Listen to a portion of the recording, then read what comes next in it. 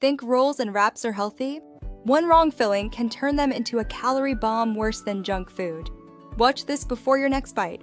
Most wraps fail weight loss because of 3 mistakes: refined white wraps, deep-fried fillings, and creamy sauces that silently add 300 calories. Healthy outside, fat storing inside. Rule number 1, fix the base. Choose whole wheat, multi-grain, millet, or lettuce wraps. This alone cuts calories and keeps you full longer. Rule number 2, protein first always. Grilled paneer, tofu, boiled eggs, beans, or chickpeas. Protein boosts metabolism and stops cravings. No protein equals no fat loss. Rule number 3, kill the creamy sauces. Swap mayo with hung curd, hummus, mustard, or mint chutney. Same taste, way fewer calories. Veggie plus hummus whole wheat wrap, paneer tikka lettuce roll, chickpea salad wrap with mint chutney.